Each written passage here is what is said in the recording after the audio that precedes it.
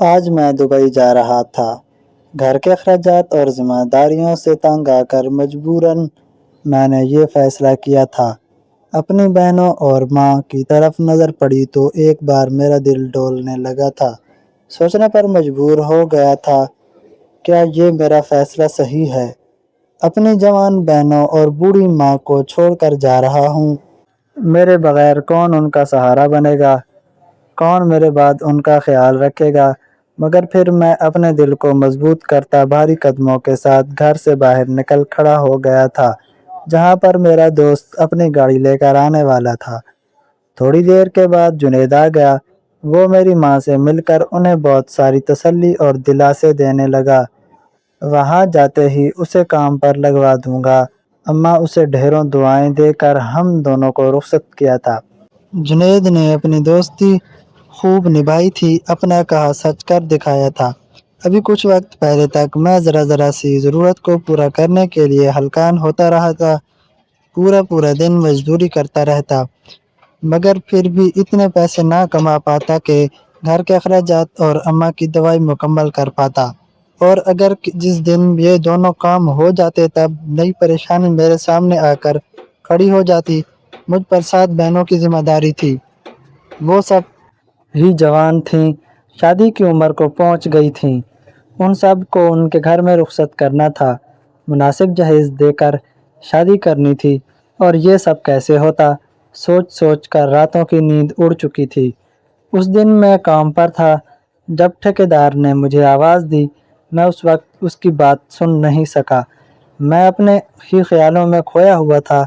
جب اس نے مجھے دوبارہ آواز دی اور میرے نہ سننے پر وہ مجھے گالیاں دینے لگا کہ میں اسے نظر انداز کر رہا ہوں، اس کی بات نہیں سن پا رہا۔ اس نے جب گالی دی تو مجھے بہت غصہ آیا۔ میں نے اؤد دیکھا نہ تاؤ دیکھا، اس پر پل پڑا۔ اس وقت میں یہ بھول گیا کہ میں ایک معمولی مزدور ہوں اور یہ ٹھیکیدار ہے۔ اگر اس نے مجھے کام سے نکال دیا تو مجھے دوبارہ کون کام دے گا؟ ہم دونوں لڑتے ہوئے وہاں سے دور آ گئے تھے۔ روڈ کے قریب پہنچے تو اچانک سے ایک گاڑی میرے پاس آ کر رکی۔ گاڑی میں سے جنید کو نکلتے ہوئے دیکھ کر میں تو حیران رہ گیا۔ وہ بہت بدل گیا تھا، مگر پھر بھی میں نے اسے پہلی نظر میں پہچان لیا کہ وہ میرا دوست ہے، میرا جگری یار، جو کئی سال پہلے دبئی چلا گیا تھا اور پھر میرا اس کے ساتھ کوئی رابطہ نہیں ہو سکا تھا۔ اس نے مجھے گلے سے لگا لیا۔ تب وہ ٹھیکیدار مجھے اور بھی زیادہ گالیاں دینے لگا، مجھے پولیس کی دھمکیاں دینے لگا۔ اصل میں جنید نے ہی معاملہ رفع دفع کیا تھا۔ جنید کو اپنے سامنے دیکھ کر میں تو اپنا غصہ بھی بھول گیا تھا، اسے اپنے گھر لے کر آ گیا۔ میرے گھر کی حالت دیکھ کر اس کی حالت رنجیدہ ہو گئی تھی۔ تم ابھی تک وہیں کے وہیں ہو، مجھے لگا تھا کہ تم تعلیم مکمل کر کے اچھی نوکری کر رہے ہو، اپنی زندگی اچھے طریقے سے گزار رہے ہوگے، مگر تم تو ابھی تک ویسے ہی ہو جیسے میں تمہیں چھوڑ کر گیا تھا۔ اس کی بات پر میری آنکھوں میں آنسو آ گئے تھے۔ مجھے تعلیم درمیان میں چھوڑنی پڑی۔ ابا کے انتقال کے بعد ساری ذمہ داری مجھ پر آ پڑی۔ کافی دیر ہم دونوں کے بیچ خاموشی چھائی رہی۔ پھر اس نے فیصلہ کیا کہ وہ مجھے اپنے ساتھ دبئی لے کر جائے گا۔ پہلے تو میں اس کی بات پر بے اعتبار تھا کہ شاید وہ یوں ہی بول رہا ہے۔ آج کل کے زمانے میں کون کسی کا سوچتا ہے، چاہے کوئی کتنا قریبی رشتہ کیوں نہ ہو۔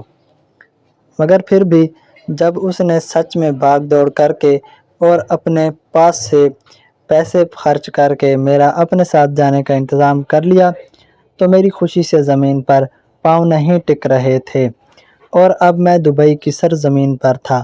یہ فیصلہ کر کے آیا تھا کہ میں جان توڑ محنت کروں گا، اپنے خاندان کو خوشحالی دینے کے لیے جو کرنا پڑا کروں گا۔ میں نے دن رات ایک کر دیے۔ ہر وقت میں اپنے کام میں ہی مصروف رہتا، اوور ٹائم بھی لگانے لگا تھا، اور کچھ مہینوں میں ہی میں اس قابل ہو گیا تھا کہ اپنے گھر کی حالت بھی سدھار سکتا اور 1-2 بہنوں کا جہیز تیار کر کے ان کی شادی بھی کر سکتا۔ اب میں خود کو پرسکون محسوس کرنے لگا تھا۔ ایسا لگ رہا تھا جیسے ساری پریشانیاں ایک ایک کر کے ختم ہو جائیں گی۔ روزانہ ماں اور بہنوں سے بات کرتا اور روزانہ وہ مجھے دعائیں دیتی۔ ان سے بات کر کے میں خود میں ایک نئی طاقت محسوس کرنے لگتا۔ دن مہینوں اور مہینے سالوں میں بدلتے گئے۔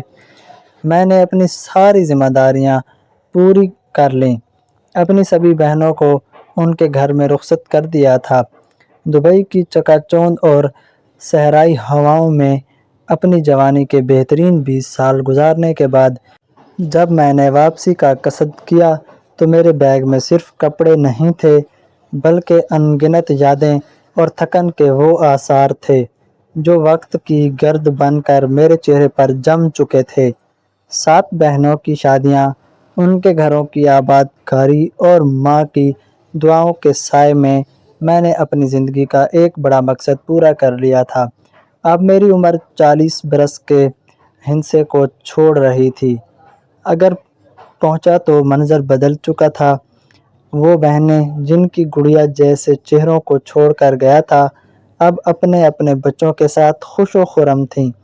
ماں کے چہرے پر جھریاں گہری ہو گئی تھیں مگر ان کی آنکھوں میں میرے لیے وہ پرانی تڑپ اب بھی باقی تھی۔ ایک شام جب ہم صحن میں بیٹھے چائے پی رہے تھے، ماں نے نہایت سنجیدگی سے میرے مستقبل کی بات چھیڑی۔ ان کا اصرار تھا کہ اب میری زندگی میں بھی کوئی شریک حیات ہونی چاہیے جو میری تنہائیوں کو مداوا کر سکے۔ میں نے کچھ کہنے کی کوشش کی، اپنی عمر اور گزرے وقت کا حوالہ دینا چاہا، مگر ماں کے سامنے میری ایک نہ چلی۔ چند ہی ہفتوں میں میری زندگی کا نیا باب شروع ہوا۔ زینب جو ایک حادثے میں اپنے والدین کو کھو چکی تھی، میری زندگی میں آئی۔ جب پہلی بار میں نے اسے دیکھا تو میرا دل ایک عجیب سی کیفیت سے دوچار ہوا۔ وہ صرف 18 برس کی تھی، بالکل ایک کھلتی ہوئی کلی کی طرح، مگر اس کے چہرے پر چھائی ہوئی زردی اور آنکھوں کا خوف کچھ اور ہی کہانی سنا رہا تھا۔ وہ اس گھر میں آ تو گئی تھی مگر اس کا وجود شاید اب بھی ماضی کے کسی گہرے سائے میں قید تھا۔ شادی کے ابتدائی دن میرے لیے بڑے حیران کن تھے۔ میں نے سوچا تھا کہ وہ میرے گھر کو رونق بخشے گی، مگر وہ تو خود ایک سہمے ہوئے سائے کی طرح دیواروں سے لگ رہی تھی۔ وہ گھر کے ہر کونے میں یوں چلتی جیسے کسی نے اسے یہاں زبردستی قید کر رکھا ہو۔ سب سے زیادہ عجیب بات اس کا رویہ تھا۔ وہ ہر وقت اپنی امی اور ڈیڈی کے یاد میں گم رہتی۔ کبھی کبھی تو مجھے یوں لگتا کہ وہ اس حقیقت کو تسلیم نہیں کر پا رہی کہ وہ اب ایک بیاہی ہوئی عورت ہے۔ وہ ہر چھوٹی بات پر یوں سہمی رہتی جیسے کوئی اسے ابھی ڈانٹ دے گا۔ میں نے کئی بار کوشش کی کہ میں اس کے دل کا حال جان سکوں، اسے مختلف تحائف دوں، اسے خوش کرنے کی کوشش کی، مگر اس کی آنکھوں میں جمی برف پگھلنے کا نام نہیں لے رہی تھی۔ وہ مجھ سے بات کرتے ہوئے نظریں نہیں ملا پاتی تھی۔ اس کی آواز میں ایک لرزہ ہوتا تھا جو بے چین کر دیتا۔ اس کا ہر وقت سہما سہما رہنا، اپنے والدین کو پکارنا اور گھر کے لوگوں سے کترانا، یہ سب میرے لیے ایک پہیلی بن چکا تھا۔ میں 40 سال کا تجربہ کار مرد ایک 18 سال لڑکی کے ذہن کی گھتیاں سلجھانے میں ناکام ہو رہا تھا۔ مجھے احساس ہوا کہ اس یتیم بچی نے شاید زندگی میں کبھی تحفظ محفوظ نہیں کیا تھا۔ والدین کے چلنے کے بعد اس پر کیا گزری تھی یہ کوئی نہیں جانتا تھا۔ وہ ہر وقت کسی غیبی خوف کے سائے میں رہتی۔ اسے شاید لگتا تھا کہ زندگی صرف ایک سمجھوتا ہے جہاں اسے صرف دوسروں کے احکامات ماننے ہیں۔ وہ میری بیوی تو بن گئی تھی لیکن اس کے اور میرے درمیان عمر کی ایک ایسی خلیج تھی جسے پاٹنا ناممکن محسوس ہو رہا تھا۔ وہ مجھے شوہر کے بجائے شاید ایک سخت گیر محافظ سمجھ رہی تھی۔ اس دوران دبئی سے میرے پرانے کفیل کا فون آیا۔ وہاں میرا کام دوبارہ شروع ہو رہا تھا اور میری موجودگی لازمی تھی۔ میں ایک دو ہاتھ محنت سے سینچا تھا اور دوسری طرف یہ نازک سی لڑکی جس کی ذمہ داری اب میرے کندھوں پر تھی۔ میں اسے اس کی موجودہ ذہنی حالت میں یہاں ماں کے پاس نہیں چھوڑ سکتا تھا۔ مجھے ڈر تھا کہ میری غیر موجودگی میں اس کا خوف اسے پاگل نہ کر دے۔ اسے تنہائی نہیں بلکہ ایک ایسی توجہ کی ضرورت تھی جو اسے یہ یقین دلا سکے کہ وہ اب اکیلی نہیں ہے۔ میں نے سوچا کہ دبئی کے پرسکون اور الگ تھلگ ماحول میں جہاں صرف میں اور وہ ہوں گے شاید اس کا ڈر ختم ہو سکے، وہاں اسے وہ وقت مل سکے گا جو یہاں مشترکہ خاندانی نظام میں ممکن نہیں تھا۔ میں چاہتا تھا کہ وہ زندگی کو ایک نئے زاویے سے دیکھے۔ اس کی گھٹن زدہ ماحول سے نکالنا ضروری تھا جہاں ہر دیوار اسے اس کی یتیمی کا اور بے بسی کا یاد دلاتی تھی۔ میں نے خاموشی سے تمام کاغذی کارروائی مکمل کی۔ جب پاسپورٹ اور ویزا بن کر آ گئے تو میں نے اسے بتایا کہ ہم بہت جلد یہاں سے دور جا رہے ہیں۔ اس کی آنکھوں میں ایک لمحے کے لیے حیرت چمکی، پھر وہی پرانا خوف لوٹ آیا۔ وہ شاید ڈر رہی تھی کہ ایک اجنبی زمین پر وہ کیسے گزرے گا، مگر میرا ارادہ پختہ تھا۔ میں اسے اس اندھیرے سے نکال کر روشنی میں لانا چاہتا تھا۔ میں اسے یقین دلایا کہ وہاں اسے کسی بات کا ڈر نہیں ہوگا۔ میں نے تہیہ کر لیا تھا کہ میں اس کی خاموشی کی زبان سمجھوں گا، اس کے آنسوؤں کو مسکراہٹ میں بدلوں گا اور اسے وہ تمام خوشیاں دوں گا جو اس کے بچپن میں چھین لی گئی تھیں۔ اب میرا مقصد صرف پیسہ کمانا نہیں تھا بلکہ ایک مرجھائی ہوئی زندگی کو دوبارہ سے مہکانا تھا۔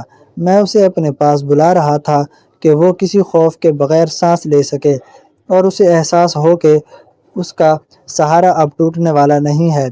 وطن واپسی کا وہ عرصہ جو خوشیوں کے لیے وقف ہونا چاہیے تھا میرے لیے ایک نئی ذہنی کشمکش کا باعث بن گیا۔ میری شادی زینب سے تو ہو گئی تھی مگر اس رشتے میں وہ توازن نہیں تھا جو ایک عام میاں بیوی کے درمیان ہوتا ہے۔ وہ 18 سالہ لڑکی جو اپنے والدین کو کھونے کے بعد دنیا کے ہر سائے سے ڈرتی تھی، میرے لیے ایک ایسی ذمہ داری بن گئی تھی جسے میں سمجھنے سے قاصر تھا۔ وہ ہر وقت سہمی رہتی، اس کے ہونٹوں پر اکثر اپنے فوت شدہ ماں باپ کا تذکرہ رہتا اور وہ اس گھر کے ارد گرد دیواروں میں خوف کو ایک قیدی تصویر کرتی تھی۔ مجھے اکثر محسوس ہوتا کہ وہ اس رشتے سے خوف نہیں ہے مگر پردیس کا بلاوا ایک ایسی حقیقت تھی جس سے میں منہ نہیں موڑ سکتا تھا۔ گھر کے اخراجات اب بھی جاری تھے، بہنوں کی شادیوں کے بعد ان کے سماجی معاملات اور پھر بوڑھی ماں کی دیکھ بھال کے لیے مالی استحکام ضروری تھا۔ میرا ویزا ختم ہونے والا تھا اور کمپنی کی طرف سے مسلسل پیغامات آ رہے تھے۔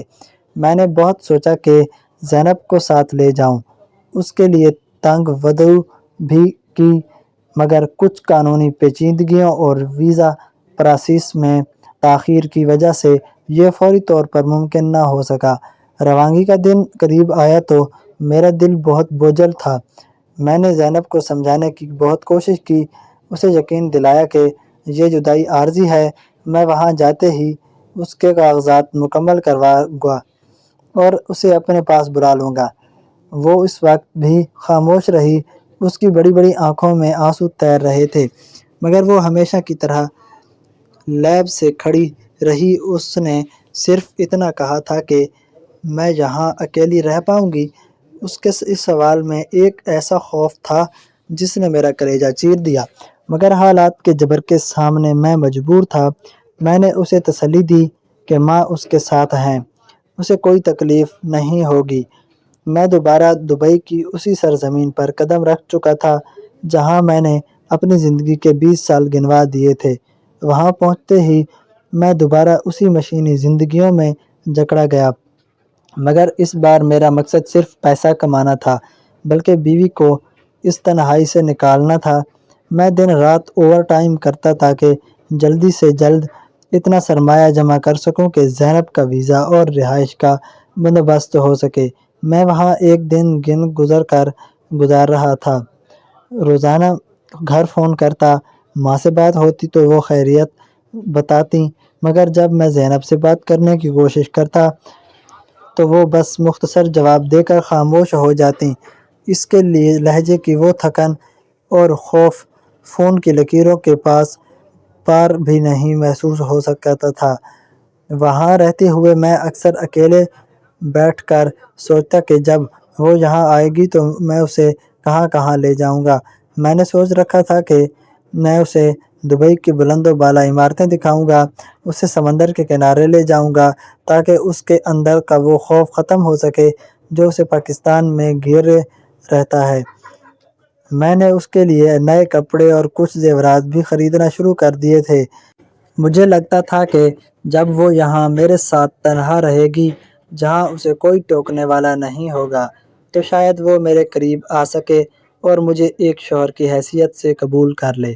وقت گزرتا گیا اور وہ دن بھی قریب آ گیا جب اس وقت کے کاغذات تقریباً مکمل ہو چکے تھے۔ میں بہت خوش تھا۔ میں نے اس کے لیے ٹکٹ بک کروانے کی منصوبہ بندی کر لی تھی۔ اس رات میں بہت سکون سے سویا تھا، یہ سوچ کر کہ اب چند ہی دنوں میں وہ میری آنکھوں کے سامنے ہوگی۔ میں اسے بتاؤں گا کہ میں نے اس کے لیے کتنے خواب سجے ہیں، مگر تقدیر کا لکھا کوئی نہیں بدل سکتا۔ اگلی صبح جب میں کام پر جانے کے لیے تیار ہو رہا تھا، میرے فون کی گھنٹی بجی۔ اسکرین پر ماں کا نام دیکھ کر میرا دل اچانک زور سے دھڑکنے لگا۔ اتنے سویرے ماں کا فون آنا معمول کی بات نہیں تھی۔ میں نے کانپتے ہاتھوں سے فون اٹھایا۔ دوسری طرف ماں کی سسکیوں بھری آواز سنائی دی۔ وہ بول نہیں پا رہی تھیں، ان کا گلا رندا ہوا تھا۔ بیٹا سب ختم ہو گیا، ماں نے روتے ہوئے کہا۔ میرا سانس جیسے سینے میں ہی اٹک گیا۔ ماں کیا ہوا؟ اب ٹھیک تو ہیں؟ بہنیں ٹھیک ہیں؟ میں نے بدحواسی میں پوچھا۔ ماں نے ایک لمحی آہ بھری اور جو لفظ کہے وہ میرے کانوں میں تپتے ہوئے شیشے کی طرح اتر گئے۔ زینب زینب چلی گئی بیٹا، وہ ہمیں چھوڑ کر اپنے امی ڈیڈی کے پاس چلی گئی ہے۔ مجھ پر جیسے سکتہ طاری ہو گیا۔ مجھے لگا جیسے کائنات کی ہر آواز تھم گئی ہو۔ ماں بتا رہی تھیں کہ اسے رات کو اچانک تیز بخار ہوا۔ وہ ہذیانی کیفیت میں اپنے والدین کو پکارتی رہی اور ہسپتال پہنچنے سے پہلے ہی اس کا معصوم دل دھڑکنا بند ہو گیا۔ وہ لڑکی جسے میں نے تحفظ دینے کے لیے خواب دیکھے تھے، جسے میں نے پردیس میں بلانے کے لیے دن رات ایک کر دیا تھا، وہ خاموشی سے دنیا سے کوچ کر گئی تھی۔ میرا فیصلہ کہ اسے پاکستان چھوڑ کر آؤں اب میرے سامنے ایک مجرم بن کر کھڑا تھا۔ میں نے سوچا تھا کہ اسے اپنے پاس بلا لوں گا، اسے خوشیاں دوں گا، مگر زندگی نے مجھے مہلت ہی نہیں دی۔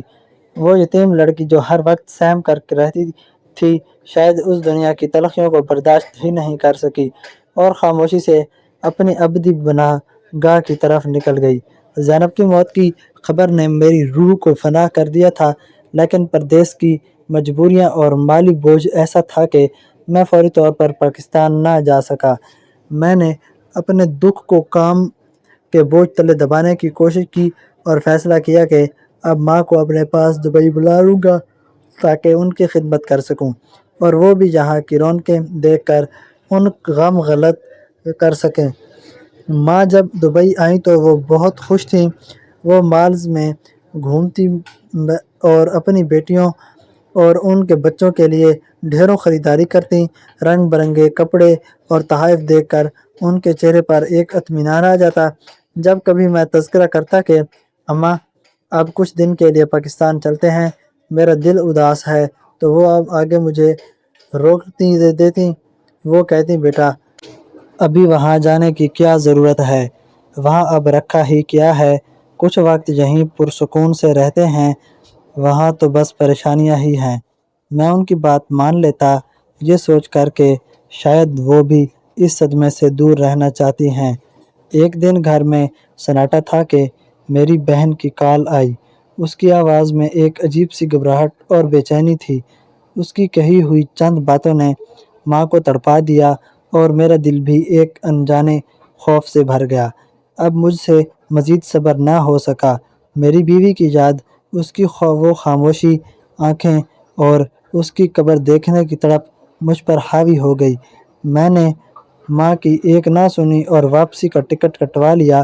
ہم پاکستان پہنچے تو میرا پہلا سوال یہی تھا کہ مجھے زینب کی قبر پر لے جایا جائے۔ ماں کے لہجے میں ایک عجیب سی لرزش آ گئی تھی۔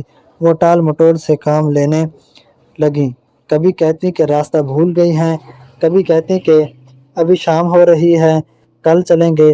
لیکن میرے اصرار پر وہ مجھے ایک پرانے اجڑے ہوئے قبرستان لے گئیں۔ وہاں ایک کونے میں ایک کچی سی ٹوٹی پھوٹی قبر تھی، جس کے سرہانے کوئی کتبہ نہیں تھا، کوئی نام و نشان نہیں تھا۔ ماں نے اشارہ کیا کہ یہی زینب کی قبر ہے۔ میں وہاں بیٹھ گیا، مٹی کو چھوا، لیکن میرا دل گواہی دے رہا تھا کہ وہ قبر دیکھ کر یوں لگ رہا ہے جیسے اسے بننے کئی دہائیاں گزر چکی ہوں۔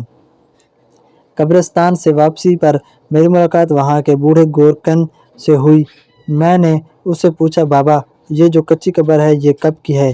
اس نے دھندلی آنکھوں سے مجھے دیکھا اور کہنے لگا، بیٹا یہ قبر تو بہت پرانی ہے، شاید 20-25 سال پرانی، اس میں تو کوئی بزرگ دفن تھے۔ اس کی بات سن کر میرے پہلو تلے سے زمین نکل گئی۔ میری بیوی کو مرے تو ابھی چند سال ہی ہوئے تھے، پھر ماں نے مجھ سے اتنا بڑا جھوٹ کیوں بولا؟ وہ کس کی قبر تھی جس پر میں نے آنسو بہائے؟ میرے ذہن میں شکوے شکوک کے سانپ پلنے لگے۔ گھر آ کر میں نے وہ کمرہ کھولا جو برسوں سے بند تھا۔ یہ وہی کمرہ تھا جہاں زینب رہتی تھی۔ میں نے الماریوں کی درازوں کی تلاش لینا شروع کی، جیسے میں کسی سچ کی تلاش میں ہوں۔ اچانک ایک پرانے ٹرنک کے نیچے سے مجھے ایک ڈائری ملی۔ اس کے صفحات آنسوؤں سے بھیگے ہوئے تھے اور تحریر زینب کی تھی۔ لرزتے ہاتھوں سے جب میں نے اسے پڑھنا شروع کیا تو میرے ہوش اڑ گئے۔ اس نے لکھا تھا کہ میرے جانے کے بعد میری ماں اور بہنوں نے اس پر ظلم کی انتہا کر دی تھی۔ اسے بات بات پر طعنے دیے جاتے، اسے یتیم اور بوجھ کہا جاتا اور اس سے گھر کی خادموں سے بدتر کام کی لیا جاتا۔ اس نے لکھا تھا کہ مجھے اپنی جان کا خطرہ ہے، یہ لوگ مجھے جینے نہیں دیں گے، میں یہ گھر چھوڑ کر جا رہی ہوں، شاید کہیں مجھے پناہ مل جائے۔ میرا سر چکرانے لگا۔ میں دیوانہ وار اس کے پرانے محلے کی طرف بھاگا جہاں اس کے والدین رہتے تھے۔ گلیوں میں خاک چھانتے ہوئے لوگوں سے پوچھتے میں ایک نہایت شکستہ اور بدبودار بستی میں پہنچا، جہاں ایک خستہ حال جھونپڑی کے باہر وہ بیٹھی تھی۔ اس کی حالت دیکھ کر میں پہچان نہ سکا۔ وہ ہڈیوں کا ڈھانچہ بن چکی تھی، میلے کچیلے کپڑے اور آنکھوں میں وہی پرانا ڈر، مگر وہ روڈ اور بھی گہرا تھا۔ اس کی گود میں ایک چھوٹا سا بچہ تھا، میرا بچہ جس کی پیدائش اور وجود سے میں بالکل بے خبر رکھا گیا تھا۔ میں نے اسے سنبھالا، اسے اور اپنے بچے کو لے کر جب میں گھر پہنچا تو کوہرام مچ گیا۔ ماں نے جب زینب کو زندہ اپنے سامنے دیکھا تو ان کے رنگ اڑ گئے۔ وہ فرش پر بیٹھ کر رونے لگیں اور اعتراف کرنے لگیں کہ انہوں نے یہ سب کیوں کیا۔ انہوں نے کہا، بیٹا مجھے ڈر تھا کہ کہیں تم اپنی بیوی کی تو باتوں میں آ کر ہمیں نہ بھول جاؤ۔ مجھے ڈر تھا کہ وہ تمہیں ہم سے دور کر دے گی اور تم ہمیں اور اپنی بہنوں کو چھوڑ دو گے۔ تمہارے علاوہ ہمارا کون تھا؟ تم ہی تو سہارا تھے ہمارا۔ اس لیے میں نے یہ چھوٹا نام ڈرامہ رچایا۔ میرے سامنے میری وہ ماں بیٹھی تھی جس کے پاؤں تلے میں جنت تلاش کرتا تھا، لیکن آج اسی ماں نے میری جنت یعنی میرے گھر کو اجاڑنے میں کوئی کسر نہیں چھوڑی تھی۔ میرے ہاتھ میں وہ معصوم بچہ تھا جو اپنے ہی باپ کی پہچان سے محروم رہا، اور وہ بیوی تھی جسے زندہ درگور کر دیا گیا تھا۔ ماں بار بار کہہ رہی تھیں کہ انہوں نے یہ سب اپنی بیٹی کے مستقبل اور میری توجہ سے حاصل کرنے کے ڈر سے کیا۔ زینب نے بھی، جس کا دل ابھی ابھی اسی معصوم بچی جیسا تھا، اپنی ساس کی حالت دیکھ کر مجھے اشارہ کیا کہ میں انہیں معاف کر دوں۔ آخرکار میں نے بوجھل دل کے ساتھ انہیں معاف کر دیا، کیونکہ وہ میری ماں تھی اور ان کے بغیر میرا وجود ادھورا تھا۔ میں نے فیصلہ کیا کہ اب میں دوبارہ پردیس نہیں جاؤں گا۔ جو تھوڑی بہت جمع پونجی میں نے دبئی میں محنت کر کے کمائی تھی، اس سے میں نے اپنے ہی شہر میں ایک چھوٹا سا کاروبار شروع کر لیا۔ میں اب اپنے بچے کو اپنی آنکھوں کے سامنے پلتا ہوا دیکھ رہا تھا۔ اور زینب کی آنکھوں سے وہ پرانا خوف بھی دھیرے دھیرے ختم ہو رہا تھا۔ میں نے اپنی ماں اور بہنوں کی ذمہ داری بھی پوری کی، مگر اب میری ترجیح میں اپنا گھر اور میری بیوی تھی۔ زندگی ایک کٹھن موڑ ہے گزر کر اب سکون کی طرف گامزن تھی، جہاں محبت اور معافی نے نفرت کے زخموں کو بھر دیا تھا۔ دوستو کیسی لگی کہانی کمنٹ باکس میں ضرور بتائیں۔ ملتے ہیں نئی کہانی کے ساتھ، تب تک کے لیے اللہ حافظ۔